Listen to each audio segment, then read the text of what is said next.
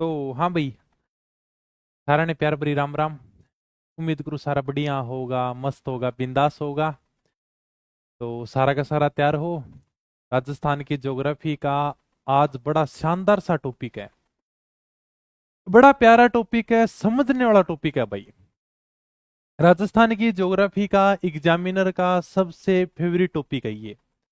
और अपन ये भी बोल सकते हैं कि भाई साहब ये सबसे बड़ा टॉपिक है, क्योंकि लगभग यानी कि 3-4 क्लासों में टॉपिक पूरा हो जाता है।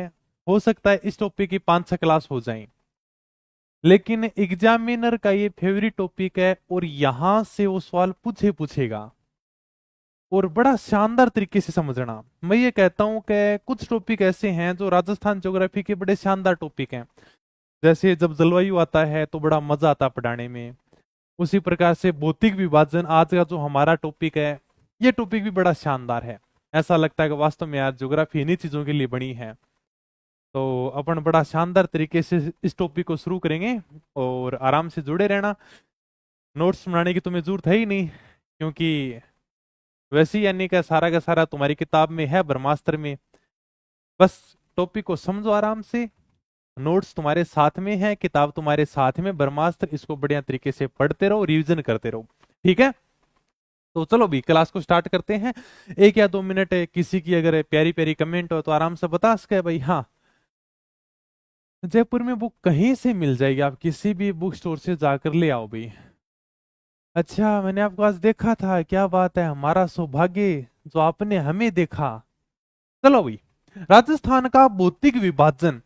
यानी कि देखो, हमारा जो राजस्थान है ना वो अलग अलग है। उसका यानी का पूरा शरीर आपको अलग अलग देखने को मिलेगा। भाई भौतिक विभाजन है क्या?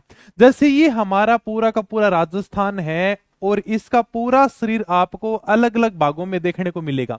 कैसे सर? कहीं पर राजस्थान में मरुस्थल देखने को मिलेगा, कहीं पर नदियां देखने को मिलेंगे, कहीं पर पहाड़ देखने को मिलेंगे, कहीं पर पठार देखने को मिलेंगे। बस यही भौतिक विभाजन है भाई।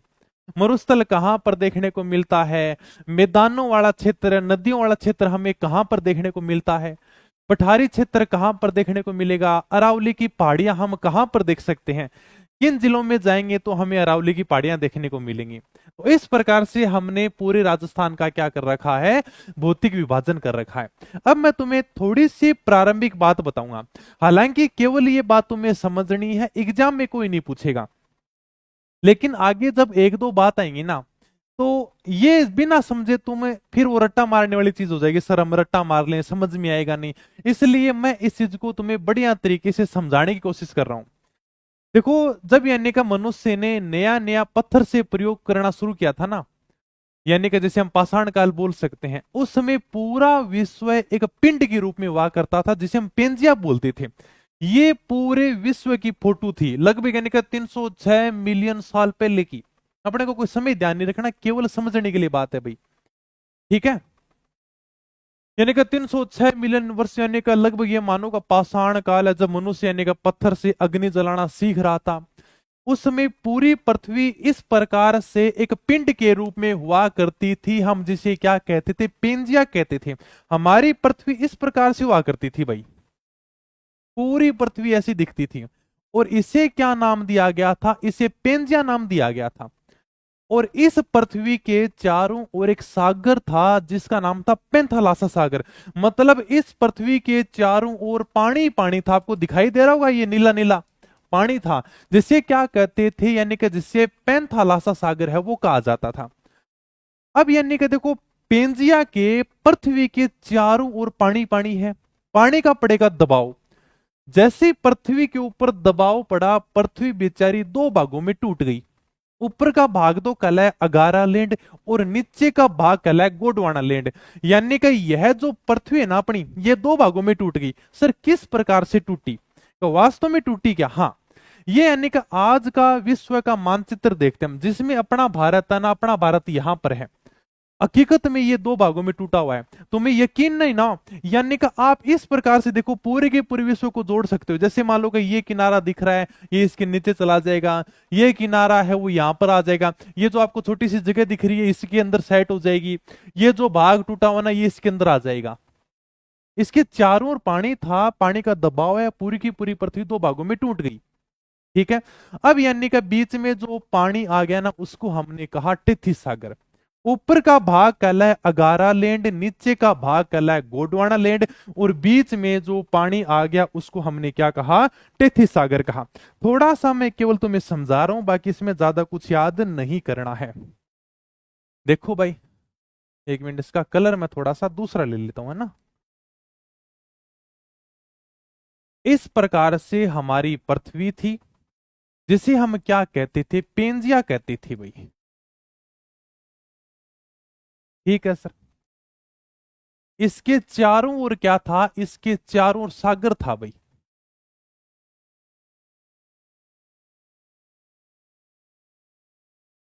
ठीक है, यानी इसके चारों ओर पानी था। इसको हमने क्या कहा, इसको हमने कहा पेंथालासा। ठीक है। अब यानी कि इस पेंजिया के ऊपर, बेचारी के ऊपर दबाव पड़ा, दबाव ये सहन नहीं कर पाई, तो ये पेंजिया आगे जाकर दो भागों में टूट गई। ठीक है।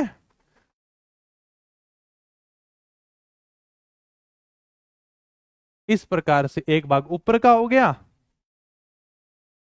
एक भाग नीचे का हो गया, और बीच के अंदर भी पानी आ गया। ऊपर का भाग कहलाया अंगारा लैंड, नीचे का भाग कहलाया गोंडवाना लैंड, और बीच में जो पानी है उसको हमने कहा टेथी सागर। अपने राजस्थान में गोंडवाना लैंड और टेथी सागर के अवशेष है वो पाए जाते हैं। जैसे मैं कहूंगा बेका, अपना जो मरुस्थल है वो टेथी सागर का अवशेष है, अपनी जो अरावली है वो गोंडवाना लैंड का अवशेष है। तब तुम समझोगे सर ये टेथी सागर क्या है, गोंडवाना लैंड क्या है, आप इनको कहां से लेकर आ गए क्या। इसलिए केवल समझाना जरूरी था कि इस प्रकार से अंगारा लैंड आया, बीच में जो पानी आ गया वो टेथी सागर था, और फिर यानी का गोंडवाना लैंड कहलाया। ये केवल नॉर्मल सी मैंने प्रारंभिक बातें हैं वो बताई हैं। आपकी किताब में इस प्रकार से फोटो भी दे रखी होगी। ठीक है। ये देखो, यानी कि ऊपर का जो भाग है वो क्या कहलाए, अंगारा लैंड कहलाए, जिसे लुरेशिया भी कहते हैं। नीचे का भाग क्या कहलाए भाई साहब, गोंडवाना लैंड कहलाए, जहां पर यहां पर अपने को इंडिया भी देखने को मिल रहा है। आप फोटो में देखोगे इंडिया है, ऑस्ट्रेलिया है, अंटार्कटिका, अफ्रीका, ये सारे के सारे गोंडवाना लैंड के भाग हैं। और यहां पर आप देखोगे तो यहां पर आपको टेथी सागर देखने को मिलेगा। यानी कि अपने भारत के पास में क्या है सर, अपने भारत के पास में टेथी सागर है और अपने गोंडवाना लैंड है। यानी कि अपने भारत में टेथी सागर और गोंडवाना लैंड के अवशेष मिलते हैं, अपने अगारा लैंड से कोई भी मतलब नहीं है। तो सबसे पहले मैंने यही बात लिख रखी है, प्राग ऐतिहासिक काल यानी कि पाषाण काल, जब मनुष्य धीरे धीरे पत्थर का प्रयोग करना सीख रहा था, उस समय सारा का सारा विश्व है ना, संपूर्ण विश्व एक पिंड के रूप में हुआ करता था। पूरा विश्व अभी जैसे मैंने दिखाया एक पिंड के रूप में, यानी इस प्रकार से पूरा विश्व एक पिंड के रूप में हुआ करता था, जिसे अपन क्या कहते थे, पेंजिया कहते थे इसको। ये बात मैंने बता दी तुम्हें। ठीक है सर। जिसे पेंजिया कहते थे, इसके चारों ओर जो सागर था वो क्या कहलाता था, पेंथालासा सागर है वो कहलाता था। इसके चारों ओर पानी था, ये क्या कहलाता था, पेंथालासा सागर कहलाता था। ठीक है। पेंजिया के आगे जाकर दो भाग बन जाते हैं। कौन कौन से सर, यानी कि अंगारा लैंड उत्तरी भाग, यानी कि ऊपर का जो भाग मना उसको हमने कहा अंगारा लैंड, और नीचे का जो दक्षिण में भाग मना उसको हमने कहा गोंडवाना लैंड। और इनके बीच में जो पानी आ गया ना सागर वाला, उसको हमने कहा भाई साहब ये टेथिस महासागर है। राजस्थान में केवल गोंडवाना लैंड और टेथी सागर के अवशेष पाए जाते हैं। अपना जो एग्जाम से क्वेश्चन आता है ना वो यहां से आता है। राजस्थान में किसके अवशेष पाए जाते हैं, राजस्थान में गोंडवाना लैंड और टेथी सागर के अवशेष पाए जाते हैं। ये आपका गोंडवाना लैंड है, यहां पर अपना भारत है, और ये निकट टेथी सागर है। तो राजस्थान में जो बाद में अवशेष बने, जैसे अरावली बनी है, मरुस्थल बना है, फिर अपना ये पठारी क्षेत्र बना है, नदियों वाला क्षेत्र है, ये यानी कि गोंडवाना लैंड और टेथी सागर से मिलकर बने हैं। यहां तक अगर किसी को कोई बात पूछनी हो तो आराम से पूछ सकता है। अब यानी कि मैं आगे राजस्थान को भौतिक प्रदेशों में बांटूंगा। देखिए राजस्थान में सर किस प्रकार से भौतिक प्रदेश है। देखो राजस्थान में सबसे पहले अगर किसी ने भौतिक प्रदेशों में बांटा तो उस वैज्ञानिक का नाम था वीसी मिश्रा। उनके एक पुस्तक आती थी जिसका नाम था राजस्थान का भूगोल, और राजस्थान के भूगोल में उन्होंने राजस्थान को 7 भागों में बांट दिया। फिर कौन कौन से 7 भाग थे, जैसे पश्चिमी शुष्क प्रदेश है, अर्ध शुष्क है, नहरी है, अरावली है, पूर्वी कृषि औद्योगिक प्रदेश है, दक्षिण पूर्वी कृषि प्रदेश है और चंबल बीहड़ प्रदेश है। इनका तुम्हें नामों का रट्टा नहीं लगाना है, केवल एक दो बार पढ़ने हैं। तो इन 7 नामों की रट्टा लगाना शुरू हो जाओ। केवल अपने को जो याद करने वाली बात है ना, बस इतनी है कि राजस्थान को सबसे पहले भौतिक प्रदेशों में किसने बांटा था। तो राजस्थान को सबसे पहले भौतिक प्रदेशों में बांटा था वीसी मिश्रा ने। वीसी मिश्रा की एक पुस्तक आती है जिसका नाम है ज्योग्राफी ऑफ राजस्थान। मतलब हिंदी में बात करें, ज्योग्राफी का मतलब भूगोल और राजस्थान का मतलब राजस्थान, हिंदी में बात करें तो राजस्थान का भूगोल। और ये भाई साहब डॉक्टर वीसी मिश्रा की पुस्तक है। इस पुस्तक में इन्होंने कहा कि राजस्थान को हम 7 भौतिक प्रदेशों में बांट सकते हैं।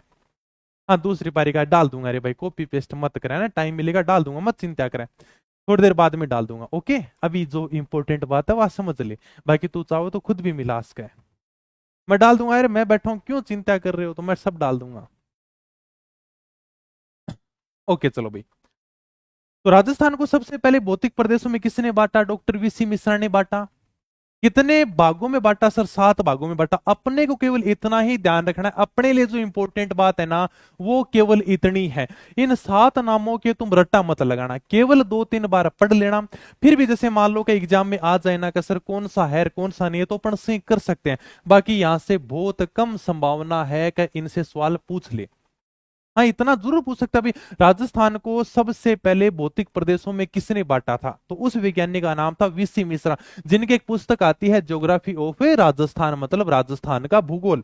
ये 7 भौतिक प्रदेश मैंने बता दिए, हालांकि ये अपने लिए इंपॉर्टेंट नहीं है, लेकिन लगभग वैज्ञानिकों की बात करें ना तो वो राजस्थान को 4 भौतिक प्रदेशों में बांटते हैं। वो ही अपने को पढ़ने हैं, वो ही इंपॉर्टेंट है। मान लो कि सिंपल सा क्वेश्चन आ जाए कि राजस्थान को कितने भौतिक प्रदेशों में बांटा गया है, तुम्हारे सामने ऑप्शन में 7 भी मिल जाएगा और तुम्हारे सामने ऑप्शन में 4 भी मिल जाएगा। तो सर क्या करके आएंगे? हमें बिल्कुल 4 ही उत्तर देना है, हमें 7 की तरफ जाना ही नहीं है। राजस्थान को 4 भौतिक प्रदेशों में बांटा गया है, यानी कि 99% जो हमारे भूगोल के भूवैज्ञानिक है ना वो ये कहते हैं कि राजस्थान को हम 4 भौतिक प्रदेशों में बांट सकते हैं। जैसे हरिमोहन सक्सेना की पुस्तक आती राजस्थान का भूगोल, और वो बड़ी प्रमाणिक किताब है भाई। आप तो मत लेकर आना, क्योंकि देखो वो किताब उनके लिए है जो किताबें लिखते हैं, जिनको प्रमाणिक स्रोत देना होता है। तुम्हारे लिए तो ब्रह्मास्त्र खूब है, उसको पढ़ लेना। तो हरिमोहन सक्सेना की किताब आती है राजस्थान का भूगोल, और उसमें उन्होंने राजस्थान को 4 भौतिक प्रदेशों में बांटा है। और यही नाम अपने को ध्यान रखने अभी बहुत इंपॉर्टेंट है, ये नाम अपने को ध्यान होने चाहिए। सबसे पहले इधर तो मरुस्थल है, उसके बाद में अरावली है, फिर पूर्वी मैदानी प्रदेश है, फिर यानी कि दक्षिण पूर्वी पठारी प्रदेश है। हरिमोहन सक्सेना की पुस्तक है राजस्थान का भूगोल, जिसमें इन्होंने राजस्थान को 4 भौतिक प्रदेशों में बांटा है। और ये अपने 4 भौतिक प्रदेश कंप्लीट कर लेंगे, उसके बाद में हमारा टॉपिक वो पूरा हो जाएगा।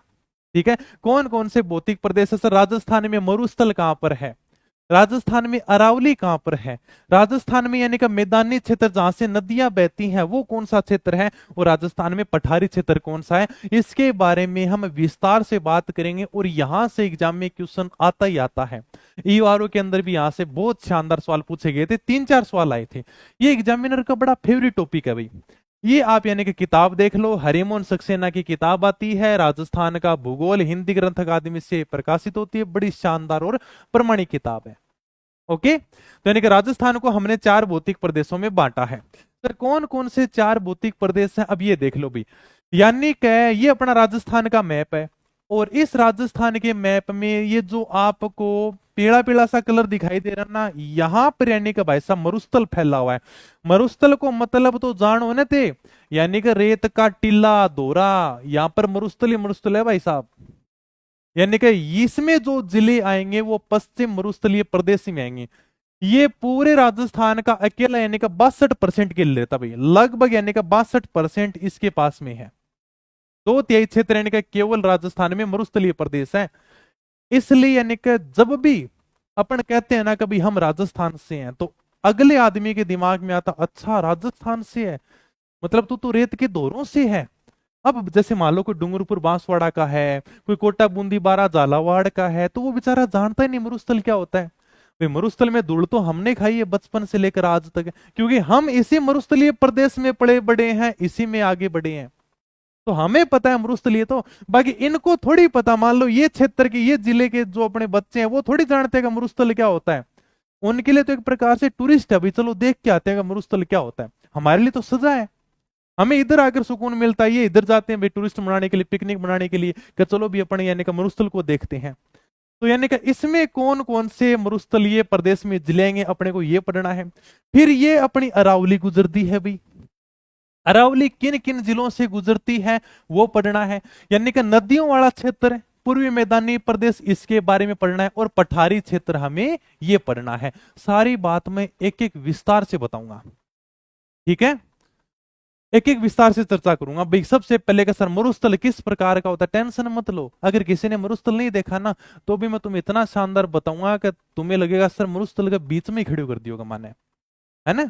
चलो आगे, ठीक है भाई। तो सबसे पहले किसकी बात करते हैं, पश्चिम मरुस्थलीय प्रदेश की बात करेंगे। लेकिन अब यानी कि हमने इन चारों प्रदेशों को थोड़ा सारणी के द्वारा बांटा है भाई, यानी कि पहले कौन सा प्रदेश बना था, उसके बाद में कौन सा बना था, यहां से सिंपल सा एग्जाम में क्वेश्चन बन जाता है, ठीक है। ये देखो चारों भौतिक प्रदेशों की मैंने थोड़ी सी विशेषता लिख दी, यहां पर लिख दिया जैसे मरुस्थलीय प्रदेश है, अरावली पर्वतीय प्रदेश है, पूर्वी मैदानी प्रदेश है, और दक्षिण पूर्वी पठारी प्रदेश है।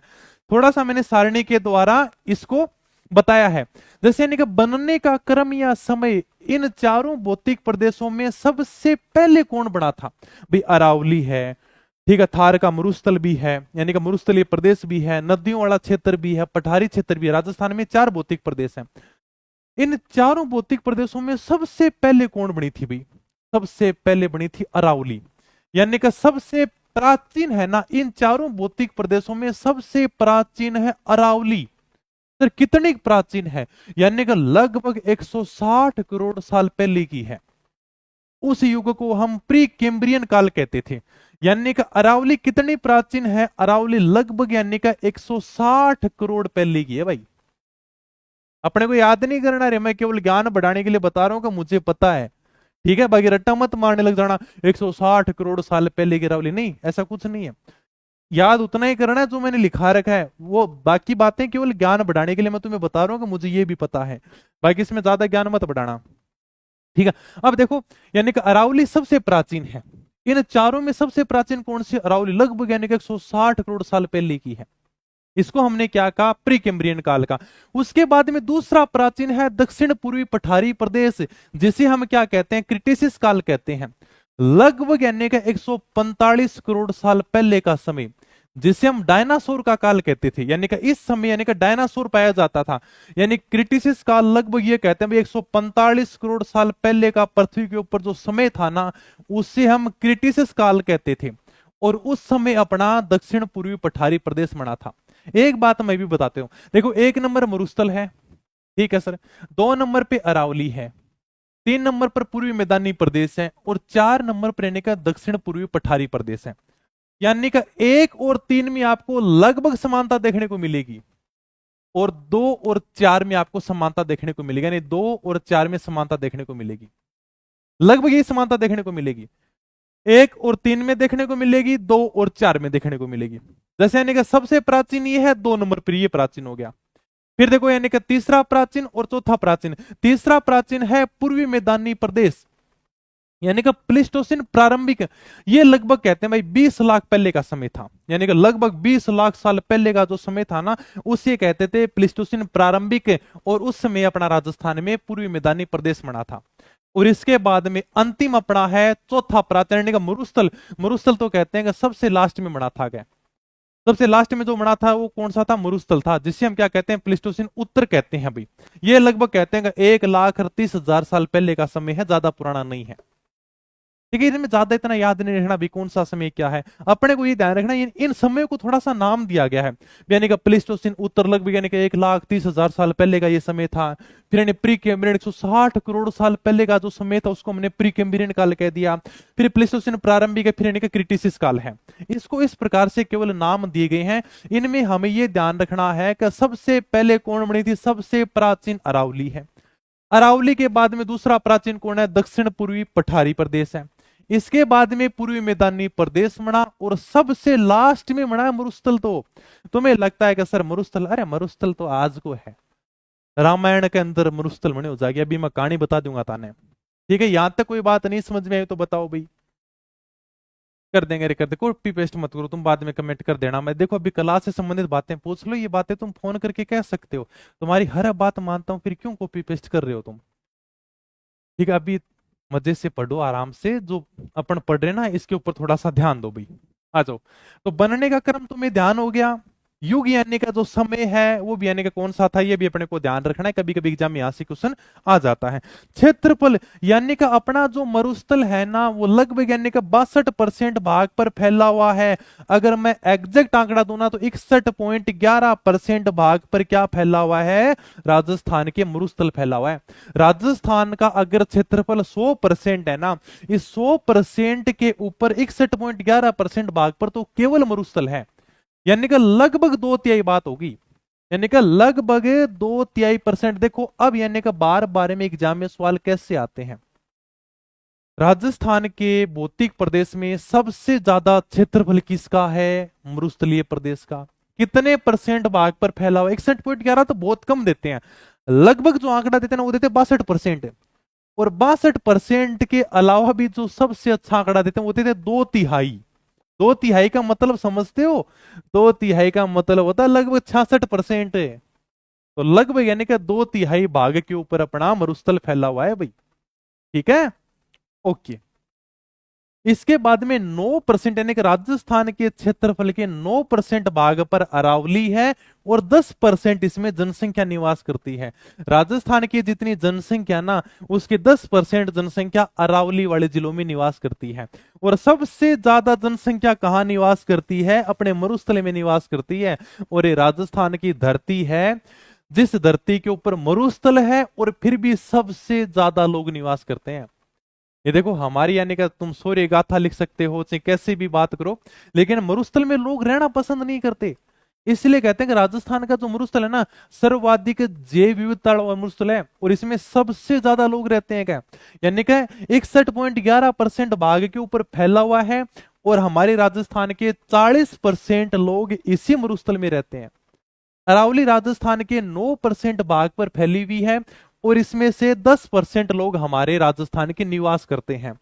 23% भाग के ऊपर पूर्वी मैदानी प्रदेश है, इसमें ज्यादा जिले भी आते हैं, मतलब इसमें ज्यादा लोग रहते हैं क्योंकि लगभग 39% रहते हैं। अब आप कहोगे कि सर क्षेत्रफल तो 23% ही है और फिर भी यहां पर 39% लोग निवास करते हैं, ये कैसे? क्योंकि ये नदियों वाला क्षेत्र है और लगभग यानी कि राजस्थान में जो भी सभ्यता विकसित हुई ना, सब यानी कि नदियों किनारे हुई है। जैसे हम राजस्थान के इतिहास में सभ्यता पढ़ते ना, तो हर कोई सभ्यता किसी न किसी नदी के किनारे बसी है। आज भी लोग यानी कि नदियों के किनारे रहना पसंद करते हैं जहां पर पानी हो। या आपा कोई घर लेवा जमीन लेवा तो सबसे पहले आई देखा के पानी किसो कह, पानी मीठो है खारो है। अगर कोई लड़की की आप रिश्तो करा तो भी देखा उनका पानी किसो के लागे गए, तो आप सारी चीज देखा जहां पर रहने का पानी होगा वहां पर तो वैसे भी लोग ज्यादा रहेंगे। तो यानी कि 23% भाग के ऊपर 39% जनसंख्या निवास करती है। और उसके बाद में दक्षिण पूर्वी पठारी प्रदेश है जिसमें 6.89% क्षेत्रफल है और इसमें 11% जनसंख्या है वो निवास करती है। ये केवल नॉर्मल यानी का प्रारंभिक सी बातें बताई हैं। यहां तक अगर तुम्हें कुछ पूछना हो तो आराम से पूछ सकते हो, फिर मैं आगे चलता हूं भी। कुछ नहीं बताया, सिर्फ बनने का क्रम बता दिया मैंने, इनका युग बता दिया, ठीक है, यानी इन काल को हमने क्या क्या समय का नाम दिया था। क्षेत्रफल और जनसंख्या दोनों साथ साथ में याद करनी है तभी याद होगा। 61.11% भाग के ऊपर है, 40% जनसंख्या निवास करती है, 9% भाग पर है, 10% जनसंख्या निवास करती है और सर 23% भाग पर है, 39% जनसंख्या निवास करती है और 6.89% भाग पर 11% जनसंख्या निवास करती है। इसी प्रकार से अपने को ध्यान रखना है, ठीक है, क्योंकि इसमें कोई समझाने वाली बात नहीं, कहते को तुम सर समझाओ क्या। फिर यानी का भारत के भौतिक प्रदेश का हिस्सा लगभग यानी का हम भारत को 5 या 6 भौतिक प्रदेशों में बांट देते हैं। कुछ किताबें 5 बताती हैं, कुछ यानी का 6 बता देती हैं। जैसे प्रायद्वीपीय पठार है, उत्तर का महान पर्वत वाला भारत है जिसमें हिमालय आता है, द्वीप आ जाते हैं, तटीय मैदान आ जाते हैं, उत्तर भारत के विशाल मैदान आ जाते हैं और भारतीय रेगिस्तान आ जाते हैं। तो भारत को हमने लगभग यानी का 6 भौतिक प्रदेशों में बांटा है। तो उसमें से राजस्थान वाला ये जो क्षेत्र है ना, वो यानी कि कौन कौन सा आता है। यानी कि इसमें थोड़ी सी बात कर लेते हैं। मैंने पहले कहा था कि 1 नंबर और 3 नंबर का आपस में संबंध रहेगा, और 2 नंबर और 4 नंबर का आपस में संबंध रहेगा, बस कर दो। यानी कि लगभग समान मिलेंगे। 1 नंबर और 3 नंबर, यानी कि देखो ये उत्तर भारत के विशाल मैदान से बने हैं। यानी मरुस्थल और पूर्वी मैदानी प्रदेश दोनों किससे बने हैं, उत्तर भारत के विशाल मैदान से बने हैं। और 2 नंबर 4 नंबर में समानता देखने को मिलेगी, ये प्रायद्वीपीय पठारी प्रदेश से मिलकर बने हैं। ठीक है, ये कभी कभी एग्जाम में क्वेश्चन आ जाता है, तो थोड़ा सा ध्यान रखना भी। हमने यानी कि भारत को इसी प्रकार से लगभग 6 भौतिक प्रदेशों में बांटा है। तो उसमें यानी कि राजस्थान में कौन कौन से भौतिक प्रदेश आते हैं भारत वाले, तो इसमें कहा गया है उत्तर भारत का विशाल मैदान, उत्तर भारत का विशाल मैदान। कौन कौन से, 1 नंबर 3 नंबर और 2 नंबर 4 नंबर सेम बने हैं। और यहां पर भी देख लो, यानी 1 नंबर 3 नंबर तो सेम बने हैं, टेथी सागर और टेथी सागर। 1 नंबर कौन सा, मरुस्थलीय प्रदेश और पूर्वी मैदानी प्रदेश, ये भी टेथी सागर से मिलकर बने हैं। अब तुम्हें बताने की जरूरत नहीं सर टेथी सागर क्या होता है। हाँ सर, आपने बताया था पेंजिया थी, बीच में पानी आ गया और उस पानी को हमने क्या कहा था, टेथी सागर कहा था। और ये देख लो, ये दोनों यानी कि गोंडवाना लैंड से मिलकर बने, 2 नंबर और 4 नंबर, ये गोंडवाना लैंड से मिलकर बने हैं। ये जो पेंजिया थी, इसका निचली भाग क्या कहलाया था, गोंडवाना लैंड कहलाया था। ठीक है, ओके सर। और वर्षा यहां पर कितनी होती है, वर्षा यानी कि जब मैं तुम्हें जलवायु पढ़ाऊंगा तो तुम और भी अच्छे से समझ जाओगे सर वर्षा क्या होती है, किस प्रकार से हमारी बारिश होती है। तो वहां पर मैं तुम्हें बहुत अच्छे से समझाऊंगा। यानी कि इस मरुस्थलीय प्रदेश में 0 से 40 सेंटीमीटर बारिश होती है। फिर यानी कि इस अरावली के अंदर 40 से 60 सेंटीमीटर बारिश होती है। नदियों वाले क्षेत्र में 60 से 80 सेंटीमीटर बारिश होती है, और यहाँ पर 80 से 120 सेंटीमीटर लगभग बारिश होती है। तो ये हमने थोड़ा सा सारणी के माध्यम से इनको अलग अलग किया है, समझ गए। चलो भी आगे, सबसे पहले अपने जिसकी चर्चा करेंगे उसका नाम है पश्चिम मरुस्थलीय प्रदेश, क्योंकि हमें चारों पढ़ने हैं। तो मैं सबसे पहले किसकी बात करता हूं, पश्चिम मरुस्थलीय प्रदेश की। भाई हमने यानी कि राजस्थान को 4 भागों में बांटा है। पश्चिम मरुस्थलीय प्रदेश है, अरावली है, मैदानी क्षेत्र है, पठारी क्षेत्र है। और सबसे पहले हम किसकी बात करेंगे, पश्चिम मरुस्थलीय प्रदेश की बात करेंगे। मरुस्थल है तो भाई साहब, मरुस्थल का तो नाम ही क्या, मरुस्थल है। तो हमारे राजस्थान में कौन सा मरुस्थल पाया जाता है, हमारे राजस्थान में थार का मरुस्थल पाया जाता है। मरुस्थल तो समझोगे, ये जो रेत का दोरा हो ना, रेत का टिल्ला टिब्बा अन्न के को मरुस्थल कम है। ठीक है, लेकिन क्या हमारे राजस्थान में हमेशा इसी प्रकार से मरुस्थल था। तो आज हमें यानी कि इस प्रकार से मरुस्थल देखने को मिल रहा है, क्या हमेशा इसी प्रकार से मरुस्थल था, नहीं। कहते हैं कि 7,000 साल पहले यहां पर एक समुद्र हुआ करता था। भाई मैं रामायण की बात बता रहा हूं, इसमें हो सकता है और भी कई सारी चीजें हों, लेकिन वैज्ञानिक इस बात का प्रमाण देते हैं, जैसे आगे मैं बताऊंगा। रामायण में इस बात का जिक्र किया गया है। भाई आपने अगर रामायण देखी होगी तो आपको ये थोड़ी बहुत कहानी पता भी होगी कि भगवान श्री राम ने श्रीलंका जाने के लिए 3 दिन तक समुद्र की तपस्या की थी। समुद्र ने कोई दर्शन नहीं दिए। भगवान राम वो नाराज हो गए, उन्होंने अपना ब्रह्मास्त्र निकाला, और जैसे ही ब्रह्मास्त्र निकाला तो वैसे निकल समुद्र देवता प्रकट हो गए। बोले महाराज गलती होगी क्या करूंगा, थोड़ा सा ज्यादा ही बिजी हो गए। भगवान ने कहा कि मुझे श्रीलंका जाना है क्या, तो मुझे रास्ता दोगे। बोला मैं रास्ता तो कैसे दूं, क्योंकि मेरे समुद्र में खूब सारे जीव जंतु रहते हैं क्या, और आप तो भगवान हो, आपके नाम से तो पत्थर भी तैर जाएगा क्या। अगर आप यानी कि अपने पत्थर के ऊपर खुद का नाम लिखोगे ना तो वो भी तैर जाएगा। तो आप यानी कि पुल बना लेना, उसी के ऊपर आप आराम से श्रीलंका चले जाना। अगर मैं रास्ता दूंगा तो इसमें खूब सारे जीव जंतु रहते हैं, सारे सारे परेशान हो जाएंगे, कुछ जीव जंतु मर भी जाएंगे क्या। भगवान ने बोला चलो ठीक है, मैं तो पत्थर का पुल बना लूंगा क्या। लेकिन इस ब्रह्मास्त्र का क्या करूं, ये तो मैंने यानी कि चढ़ा दिया भाई, अब यानी कि मुझे इसको छोड़ना पड़ेगा क्या। कहते भी हैं यानी कि कमान के ऊपर आपने तीर चढ़ा लिया, फिर तो कहीं ना कहीं तो जाएगा कभी।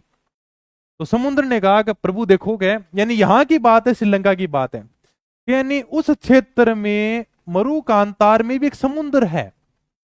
यानी कि वाल्मीकि जी ने इसका जिक्र किया है बहुत अच्छे तरीके से, कि यानी इस क्षेत्र में भी एक समुद्र है क्या, और उस समुद्र में राक्षस रहते हैं, और वो मेरे को बड़ा परेशान करते हैं मेरे को आके क्या।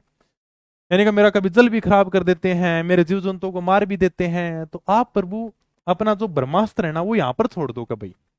और कहते हैं भगवान श्री राम ने अपना ब्रह्मास्त्र इसी दिशा में छोड़ दिया, और यहां पर जो समुद्र था ना, सारा का सारा समुद्र सूख गया भाई। और जहां पर पानी सूख जाता है उसके बाद में क्या होता है, उसके बाद में इस प्रकार से मरुस्थल का निर्माण होता है। आप कहोगे सर इस बात की क्या प्रमाण है कि यहां पर पहले कभी समुद्र हुआ करता था। आगे हम पढ़ेंगे। यहां पर जुरासिक काल के अवशेष पाए जाते हैं, और यह क्वेश्चन कई बार एग्जाम में पूछा गया, जैसे सेकंड ग्रेड में भी आया था। राजस्थान में जुरासिक काल के अवशेष कहां पर पाए जाते हैं? मरुस्थलीय क्षेत्र में। जैसलमेर में खूब सारे जुरासिक काल के अवशेष पाए जाते हैं। जुरासिक काल मतलब यहां पर मछली के अवशेष मिले, मछली की हड्डियां मिली हैं, डायनासोर के अवशेष मिले हैं, जलीय जीवों के अवशेष मिले हैं, ऐसे जीवों के अवशेष मिले हैं जो समुद्र में रहते हैं। तब हमने अनुमान लगाया कि वास्तव में यार यहां पर कभी समुद्र हुआ करता था, क्योंकि जब यानी कि यहां से खुदाई हुई तो नीचे से अवशेष मिले मछली के, डायनासोर के, जो मतलब पानी के अंदर रहते हैं। तो हमने कहा कि वास्तव में यार फिर तो यानी कि यहां पर क्या हुआ करता था? समुद्र हुआ करता था। तब हमने कहा कि पहले तो यहां पर समुद्र था, अब यानी कि थार का मरुस्थल है। तो सर ये थार का मरुस्थल किन देशों में है? ये दो देशों में फैला हुआ भी, एक तो भारत में और एक पाकिस्तान में। ये अपना पूरा का पूरा भारत दिख रहा है और ये आपको पाकिस्तान दिख रहा है। यानी ये जो थार डेजर्ट है ना, देखो इंग्लिश में लिख भी रखा है थार डेजर्ट, मतलब थार का मरुस्थल। हिंदी में बात करें तो ये थार का मरुस्थल भारत और पाकिस्तान दो देशों में फैला हुआ है। सर भारत में कहां पर है? यानी कि भारत के 4 राज्यों में, पंजाब, हरियाणा, राजस्थान, गुजरात, ये थार का मरुस्थल यानी कि अकेला 85% भारत में है भाई। पाकिस्तान में तो कुछ भी नहीं है, 15% है। यानी कि अकेला 85% थार का मरुस्थल भारत में है, और इसमें से भी 62% राजस्थान में है। अकेला 62% यानी कि राजस्थान में है। ये थार का मरुस्थल है। आप इसकी फोटो देख ही सकते हो आराम से। तो भारत के 4 राज्यों में फैला है, पंजाब, हरियाणा, राजस्थान, गुजरात, लेकिन सबसे ज्यादा कहां पर है? राजस्थान के अंदर है भाई। ये थोड़ी सी बात है वो कर लेते हैं थार के मरुस्थल की। तो सबसे पहले क्या? पश्चिम मरुस्थलीय प्रदेश 7000 वर्ष पूर्व है, जिसे अनेक प्लेस्टोसिन हिमयुग कहा गया है। इसमें राजस्थान में वनों की उपस्थिति, यानी कि यहां पर वन हुआ करते थे, यहां पर कभी समुद्र भी हुआ करता था, लेकिन अब यहां पर थार का मरुस्थल है। थार मरुस्थल का सर्वाधिक विस्तार कहां पर है? भारत में है। यह भारत के पंजाब, हरियाणा, राजस्थान, गुजरात में फैला हुआ है, और पूरा का पूरा थार मरुस्थल का 62% अकेले राजस्थान में है भाई। ये आप फोटो देख सकते हो, ये जो आपको फोटो दिखाई दे रही थार के मरुस्थल की है, लगभग यानी कि भारत पाकिस्तान में फैला हुआ, जिसमें से 62% तो अकेले अपने राजस्थान में है। बताओ बात समझ में आई क्या? ठीक है, अगर आपने टिब्बा देखना हुआ तो आराम से राजस्थान में दिख जाएगा, ऐसा पाकिस्तान में भी देखने मिल जाएगा, जो कि है मरुस्थल है। तो सर इस मरुस्थल में राजस्थान के कौन कौन से जिले आते हैं? इस थार के मरुस्थल में राजस्थान के 16 जिले आते हैं भाई।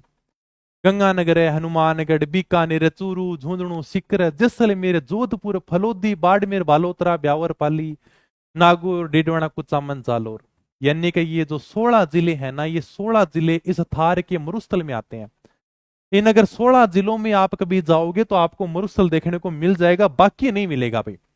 तो राजस्थान में मरुस्थलीय जिले, यानी कि अगर आपने राजस्थान का मैप भरा है तो इस क्षेत्र में जो भी जिले आते हैं वो सारे के सारे किस में आएंगे? मरुस्थल में आएंगे भाई। सर इस मैप में कौन कौन से जिले आ गए? इस मैप में राजस्थान के 16 जिले आ गए। ये मैंने तुम्हें बताया, गंगानगर, हनुमानगढ़, बीकानेर, चूरू, ये लो पूरा का पूरा संभाग आ गया भाई। ठीक है, यहां पर तो हमने खूब मरुस्थल देखे हैं। चूरू, सीकर, झुंझुनू, हनुमानगढ़, जैसलमेर। ठीक है, हनुमानगढ़ दोबारा से रिपीट कैसे हो गया? जोधपुर, फलोदी, बाड़मेर, बालोतरा, ब्यावर, पाली, नागौर, डिडवाना, कुचामन और जालोर। यानी कि इसमें कितने जिले? 16 जिले हैं। कौन सा रह गया? 1 2 3 4 5 6 7 8 9 10 11 12 13 14 15 16 17। हाँ, ये हनुमानगढ़ 2 बार रिपीट हो गया भाई। ठीक है ना, ये हनुमानगढ़ को काट देना, वैसे किताब में तो करेक्शन नहीं करना पड़ेगा, ये टाइपिंग में मिस्टेक हुई है। ठीक है, किताब में तो पूरे के पूरे 16 ही है। ओके, ये थोड़े से यहाँ पर हनुमानगढ़ यहाँ पर भी आ गया और यहाँ पर भी आ गया, इसलिए इसको क्या कर देंगे? हम डिलीट कर देंगे भाई। ठीक है, किताब में टेंशन मत लो, एकदम सही लिखा हुआ है तुम, ये थोड़ा सा भाई ने इसमें एक्स्ट्रा लिख दिया।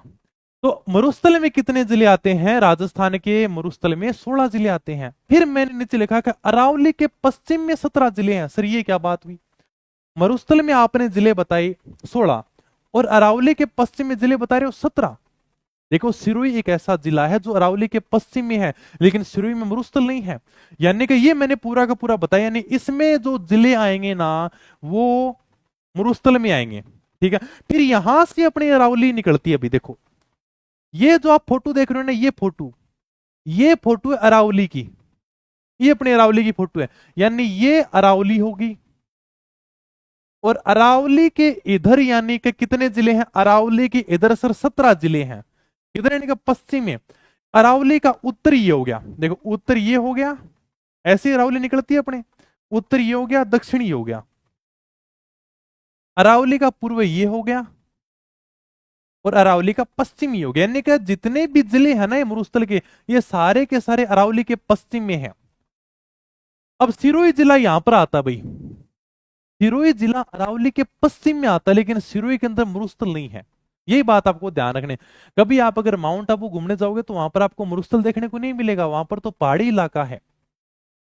इसलिए कहा गया है, अगर आपको पूछ ले सिंपल सा क्वेश्चन का, अरावली के पश्चिम में कितने जिले हैं सर? 17। वैसे सिंपल सा पूछेगा राजस्थान में कितने जिले मरुस्थलीय हैं, तो राजस्थान के 16 जिलों में मरुस्थल फैला हुआ है। और अरावली के पश्चिम में कितने जिले? अरावली के पश्चिम में 17 जिले हैं। ये सर 17वां कौन सा इसका चक्कर पड़ रहा है? सिरोही का। सिरोही अरावली के पश्चिम में जरूर आता है, लेकिन सिरोही क्या है? मरुस्थलीय नहीं है। सिरोही में कोई मरुस्थल नहीं है, सिरोही में तो पहाड़ियां पहाड़ियां हैं। ठीक है। हाँ सर एक बार टिप्पणी देख लो, क्या टिप्पणी देखो, तुम कॉपी पेस्ट करते हो, तुम कोई बात तो पूछते नहीं क्लास से संबंधित। समझ में आया? राजस्थान के अंदर 16 जिले मरुस्थल में आते हैं। अरावली के पश्चिम में अगर पूछ ले तो अरावली के पश्चिम में 17 जिले हैं, क्योंकि ये अपनी अरावली है और इस अरावली के पश्चिम में सारा का सारा मरुस्थल है। अरावली मरुस्थल को रोकने का काम करती है, अभी हम आगे चर्चा करेंगे।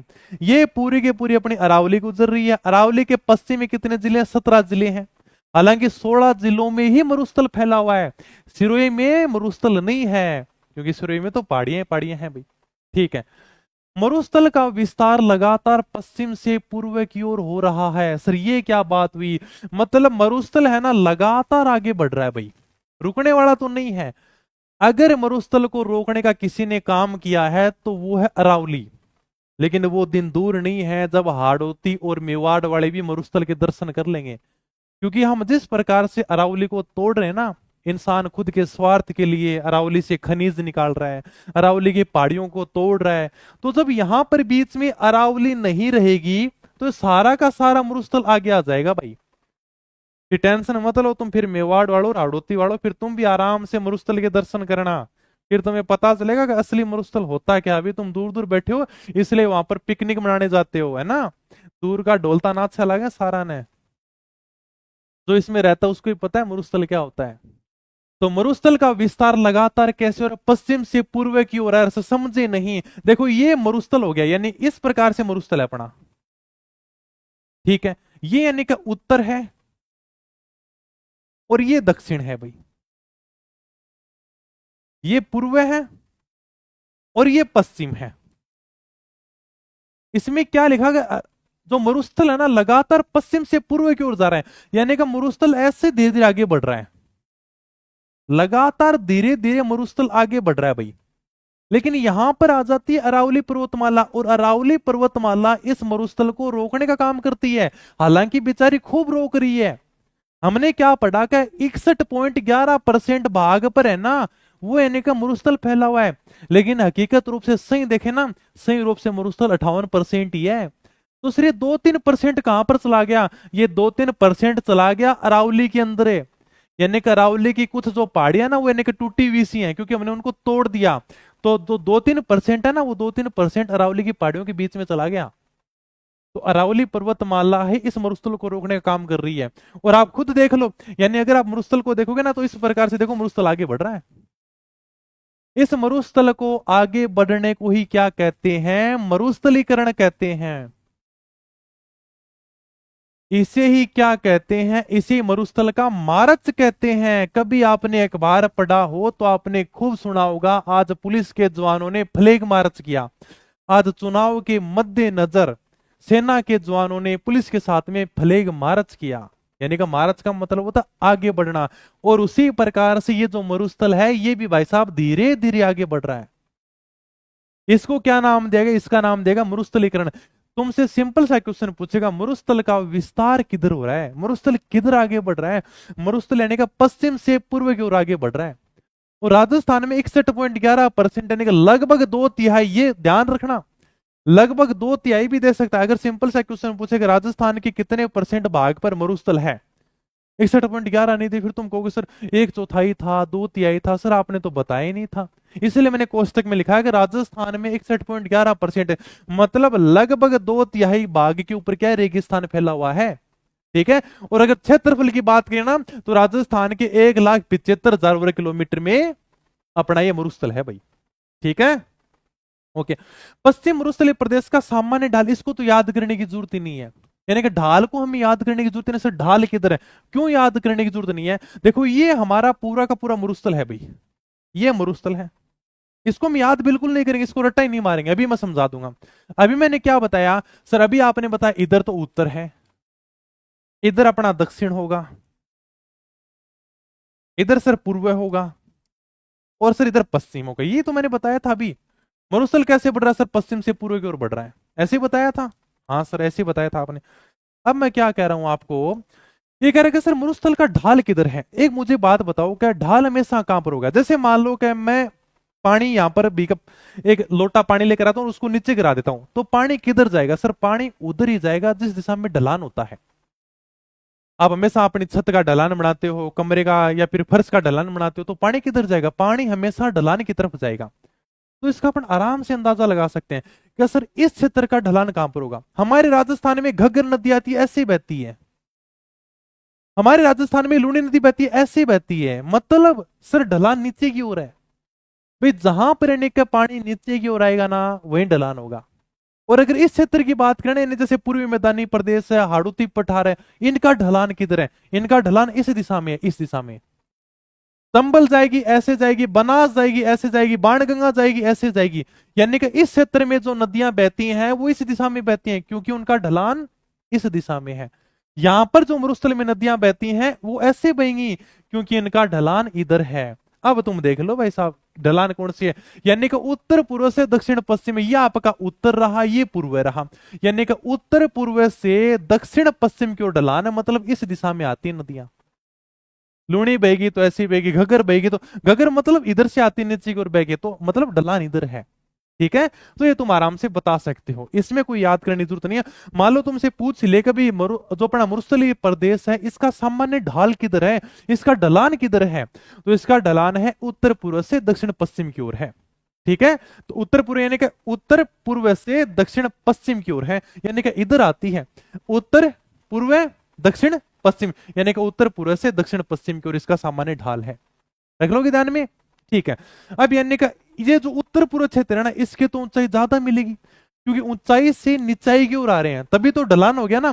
तो यानी का उत्तर पूर्व क्षेत्र की ऊंचाई समुद्र तल से ज्यादा है। कितनी ज्यादा है सर? इसकी तो ऊंचाई लगभग यानी का 300 मीटर है, और इसकी ऊंचाई है 150 मीटर, क्योंकि ये कम है। कम है इसीलिए तो पानी नीचे आ रहा है भाई। ढलान है तो कितना है, इधर तो 300 मीटर है, इधर 150 मीटर है, ये भी अपने को ध्यान में रखना है। तो पश्चिम मरुस्थलीय प्रदेश का सामान्य ढाल उत्तर पूर्व से दक्षिण पश्चिम है। उत्तर पूर्वी क्षेत्रों की समुद्र तल से औसत ऊंचाई लगभग 300 मीटर है, और दक्षिणी भाग की ऊंचाई 150 मीटर है, ये भी अपने को ध्यान रखना भी। ये जो आपका उत्तर पूर्वी क्षेत्र है ना, इसकी लगभग यानी कि सामान्य ढाल है 300 मीटर, और ये जो दक्षिणी भाग है इसकी लगभग यानी कि ढलान है समुद्र से 150 मीटर, क्योंकि ये तो नीचा होगा, नीचा होगा तभी पानी इधर आएगा। ठीक है। अतः थार के मरुस्थल का दक्षिणी भाग समुद्र तल में सबसे कम ऊंचाई पर है। ये हमारा पूरा का पूरा थार का मरुस्थल है, और इसमें सबसे कम ऊंचाई के ऊपर भाग कौन सा है? दक्षिणी भाग, क्योंकि ये सबसे कम ऊंचाई के ऊपर है। ये भाई साहब ये भाग नीचा है, मतलब इस भाग में ढलान है, नीचा है तभी तो पानी नीचे की तरफ आएगा। अगर ये ऊपर होता तो फिर नदियां कैसे बहती? ऐसे बहती फिर नदियां। ठीक है। तो इसके आने का समुद्र तल से ऊंचाई क्या है? कम है। ओके। हाँ। अरे भाई पॉलिटिकल बताएंगे रे भाई, बताएंगे, अभी तो टाइम लगेगा, महीना भर तो आराम से लग जाएगा, अब देख लो, क्लासें मैंने करा रखी हैं। हाँ।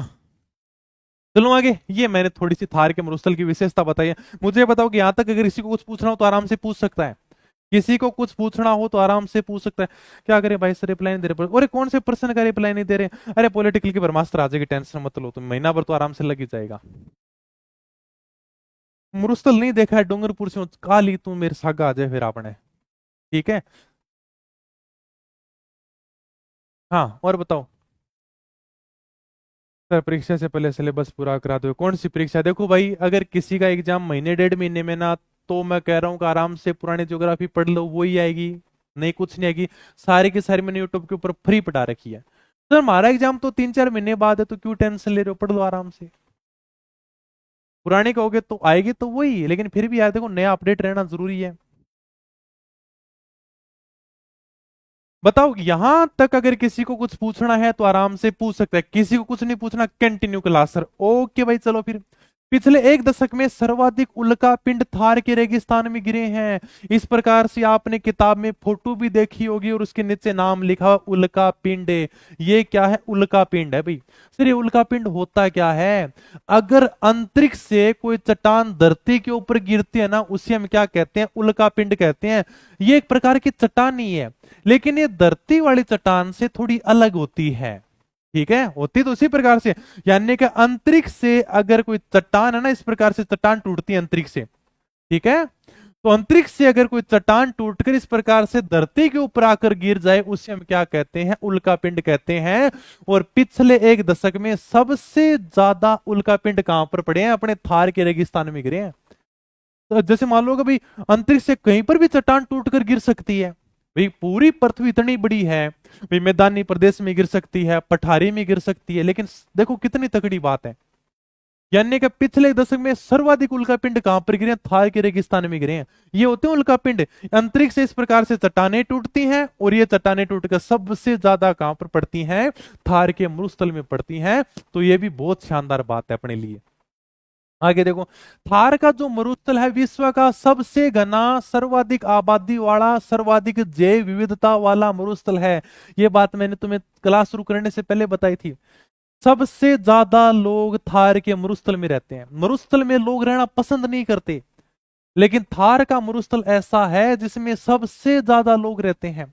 सर्वाधिक घना मरुस्थल है ये। ठीक है, और सर्वाधिक जैव विविधता वाला मरुस्थल है, यानी कि यहां पर पेड़ पौधे पनपते हैं, यहां पर जीव जंतु रहते हैं। उसे क्या कहते हैं? जैव विविधता कहते हैं। जैव विविधता का मतलब होता है, यानी कि जैव विविधता वहीं पर ज्यादा पनपेगी जहां पर सूर्य का प्रकाश होगा, जहां पर पानी की मात्रा होगी। और ये सर्वाधिक जैव विविधता वाला मरुस्थल है। बाकी लगभग ऐसा देखने को मिलता है कि मरुस्थल में वनस्पति नहीं पनपती है, लेकिन सबसे ज्यादा जैव विविधता वाला मरुस्थल है थार का मरुस्थल।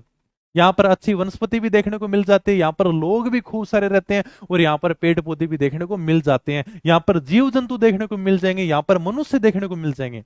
तो सारे मिलकर जैव विविधता का निर्माण करते हैं। तो थार का मरुस्थल ऐसा है जिसमें सबसे घना, सबसे आबादी और सर्वाधिक क्या है? जैव विविधता है। हाँ, यह ग्रेट पेलियो आर्कटिक अफ्रीकी मरुस्थल का पूर्वी भाग है। सर ये समझे नहीं, यानी ये देखो ये क्या है सर? ये भारत है। भारत दिख रहा है आपको? बिल्कुल सर, हमें भारत दिखाई दे रहा है। और भारत और पाकिस्तान में यहां पर क्या है सर? यहां पर थार का मरुस्थल है भाई। ठीक है, यहां पर है ना, यहां पर एक मरुस्थल है जिसका नाम है ग्रेट पेलियो आर्कटिक मरुस्थल। ठीक है, यानी कि ग्रेट पेलियो आर्कटिक मरुस्थल, ये जो मरुस्थल है ना यहां पर, ये मरुस्थल, इसका नाम है भी अफ्रीका के अंदर ग्रेट पेलियो आर्कटिक मरुस्थल। इसका यानी कि ये उत्तर हो गया इस मरुस्थल का, ये दक्षिण हो गया, ये पूर्व हो गया। यानी इस मरुस्थल का ये पूर्वी भाग हो गया भाई। यानी अपना ये जो थार का मरुस्थल है ना, इस ग्रेट पेलियो आर्कटिक मरुस्थल के पूर्वी भाग में है। यहां पर यानी सारा के अंदर यहां पर आपका मरुस्थल फैला हुआ है। हालांकि मैंने फोटो है ना थोड़ी सी ब्लैक ले ली, और यहां पर पहले नाम भी था ग्रेट पेलियो आर्कटिक मरुस्थल। यहाँ पर फोटो में नाम लिखा हुआ था। ये थोड़ी सी क्या ब्लैक स्क्रीन है ना, इसलिए आपको दिखाई नहीं दे रही। हो सकता है किताब में अगर नाम देखने को मिलते तो देखना, यहाँ पर आपको नाम देखने को मिलेगा ग्रेट पेलियो आर्कटिक मरुस्थल। ठीक है, तो ये जो मरुस्थल है ना, यहाँ पर भी मरुस्थल है, और उस मरुस्थल का ये पूर्वी भाग है भाई, सब पूर्वी दिशा में है, बस यही है। तो ये थार का मरुस्थल ग्रेट पेलियो आर्कटिक अफ्रीकी मरुस्थल का पूर्वी भाग है। और यहाँ पर अवसादी चट्टानें पाई जाती हैं। अवसादी चट्टानों में कोयला और पेट्रोलियम पाए जाते हैं। अवसादी चट्टानों की हम आगे बात करेंगे, अवसादी चट्टानें वास्तव में क्या होते हैं। जब मैं खनिज पढ़ाऊंगा ना तो शानदार तरीके से बता दूंगा। क्योंकि देखो, कोयला निकलता है कहां से सर? बाड़मेर है, बीकानेर है, यहां से कोयला निकलता है। अरे सर पेट्रोल निकलता है बाड़मेर से। राजस्थान का मुंबई कहते हैं पेट्रोल को। पेट्रोल के कारण राजस्थान का मुंबई कहते हैं, क्योंकि भारत में सबसे ज्यादा पेट्रोल वही निकलता है। फिर अपना बाड़मेर यानी का 2 नंबर पे आ रहे हैं हम। तो इसलिए यहां पर कौन सी चट्टानें पाई जाती हैं? यहां पर अवसादी चट्टानें पाई जाती हैं जिनमें तरल मात्रा होती है। और इन्हीं अवसादी चट्टानों के कारण हमारे थार के रेगिस्तान में कोयला और पेट्रोल मिलता है। अगर हमारी थोड़ी बहुत इज्जत है ना, तो पेट्रोल के कारण ही है। ठीक है, तो हमारे अवसादी चट्टानें पाई जाती हैं और हमारे थार के रेगिस्तान में बढ़िया कोयला निकलता है और बढ़िया पेट्रोल निकलता है। ये तो नॉर्मल सी बात होगी। ठीक है भाई। पश्चिम मरुस्थलीय प्रदेश राजस्थान का सर्वाधिक दैनिक तापांतर वाला प्रदेश है सर, इसका क्या मतलब हुआ? यानी कि हमारे राजस्थान में 4 भौतिक प्रदेश हैं सर। मरुस्थल है, अरावली है, पूर्वी मैदान है और पठारी है। इनमें अगर सर्वाधिक दैनिक तापांतर कहीं पर देखने को मिलता है तो वो देखने को मिलता है हमारे मरुस्थल में। सर ये दैनिक तापांतर क्या हुआ? देखो, दैनिक, दैनिक का मतलब होता है दिन, और तापांतर का मतलब होता है ताप में अंतर। ठीक है, तापांतर मतलब ताप में अंतर आना, यानी कि दिन के तापमान में अंतर आ जाना। सर कैसे अंतर आएगा? आप कभी जैसलमेर घूमने के लिए चले जाओ, मैं को दिन में तो इतनी भयंकर गर्मी पड़ेगी और रात को अचानक ठंड हो जाएगी। यानी कि दिन में इतनी भयंकर गर्मी पड़ती है जिसकी कोई हद नहीं है। दिन में तापमान जाएगा 50 डिग्री और रात को एकदम कम हो जाएगा। भाई साहब इतना अंतर, इतना अंतर कैसे आ सकता है, वो भी एक ही दिन में? ये हमारे मरुस्थल की विशेषता है। रात, दिन में गर्मी पड़ती है, रात को अचानक ठंड हो जाती है, तो इसे क्या कहते हैं? दैनिक तापांतर कहते हैं। सबसे ज्यादा दैनिक तापांतर वाला प्रदेश कौन सा है? पश्चिम मरुस्थलीय प्रदेश है। ऐसे तापमान का अंतर आपको कहीं देखने को नहीं मिलेगा। आप कभी उदयपुर डूंगरपुर घूमने चले जाओ, हो सकता है वहां पर दिन का तापमान 40 हो, तो रात का कितना होगा सर? ठीक है, 40 के बाद में 35 हो जाएगा, 37 हो जाएगा, 38 हो जाएगा, इतना ही अंतर देखने को मिलेगा। लेकिन आप कभी आओ मरुस्थल में घूमने के लिए, दिन का 50, शाम का 35, 30, इतना इतना अंतर, इतना अंतर कैसे देखने को मिलता है? तो यही विशेषता है हमारे मरुस्थल की। तो सर्वाधिक दैनिक तापांतर वाला प्रदेश है। हमारे यहाँ की मिट्टी ऐसी है मरुस्थल की, जल्दी गर्म होती है, जल्दी ठंडी होती है। ठीक है। डॉक्टर ईश्वी प्रसाद ने इस मरुस्थल प्रदेश को रुक्ष क्षेत्र नाम दिया है। भाई साहब ये तो एकदम रूखा इलाका है, रूखा सूखा इलाका है। तो डॉक्टर ईश्वरी प्रसाद हमारे मरुस्थल को एक नाम देते हैं, उसे क्या कहते हैं? रुक्ष क्षेत्र कहते हैं। और एक चीनी यात्री आया था हेनसांग, जिसकी पुस्तक भी सीयू के, जिस यात्रियों का राजकुमार भी कहते हैं, जो हमने राजस्थान के इतिहास में पढ़ लिया है। तो चीनी यात्री हेवेनसांग ने इस प्रदेश को क्या नाम दिया है? गुजरातरा नाम दिया है। ठीक है, तो ये थोड़े से ध्यान रखना भाई, वो यानी क्या मरुस्थल नहीं कहते। चीन यात्री हेनसांग आया, बोला यार ये इलाका तो गुजरातरा है, यानी कि गुजरात राजस्थान से मिला है और यहाँ पर तो गुर्जर प्रतिहारों का शासन है, वो इस क्षेत्र को गुजरातरा कहता है। और डॉक्टर ईश्वरी प्रसाद हमारे मरुस्थलीय प्रदेश को रुक्ष क्षेत्र कहते हैं। ये तो बिल्कुल रूखा सूखा इलाका है क्या? और बताओ सर, रेगिस्तान का आगे बढ़ना मरुस्थल का विस्तार ही क्या कहलाता है? मरुस्थलीकरण कहलाता है। यानी हमारा जो इस प्रकार से रेगिस्तान आगे बढ़ रहा है ना, इसे क्या कहते हैं? मरुस्थलीकरण कहते हैं, या फिर रेगिस्तान का महाराज कहते हैं। और इसके लिए नाथरना गांव जैसलमेर प्रसिद्ध है। आपको ये जो फोटो दिखाई दे रही है ना, ये फोटो कहाँ की है? ये फोटो है नाथरना गांव की। ठीक है, नाथरना गांव कहाँ है भाई? नाथरना गांव जैसलमेर है। और जैसलमेर का नाथरना गांव ऐसे है जो नाच नाच कर आगे बढ़ रहा है, ये रुक ही नहीं रहा। यानी कि नाथरना गांव में जो मरुस्थल है ना, वो यानी कि नाच नाच के आगे बढ़ रहा है। और मरुस्थलीकरण किसे कहते हैं? मरुस्थल का इस प्रकार से आगे बढ़ना। ये तुम नाथरना गांव की फोटो है ये, ठीक है। तो यानी इस प्रकार से देखो, मरुस्थल आगे बढ़ रहा है भाई, मरुस्थल तो आगे जाएगा, अरावली उसको रोकने का काम कर रही है। तो ये जो मरुस्थल आगे बढ़ रहा है, आप इसमें फोटो देख लो, ये मरुस्थल आगे बढ़ने का काम कर रहा है। इसे क्या कहोगे? इसे कहोगे मरुस्थलीकरण हो रहा है भाई, या फिर ये तो रेगिस्तान का महाराज है क्या? और सबसे ज्यादा अगर आपको मरुस्थलीकरण देखना है कि सर मरुस्थल किस प्रकार से आगे बढ़ता है, तो आप जाओ नाथरना गांव। और नाथरना गांव में जाकर इस प्रकार से दोरे देखो और उनकी मिट्टी देखो कि जब हवा के साथ में वो किस प्रकार से आगे बढ़ रही है।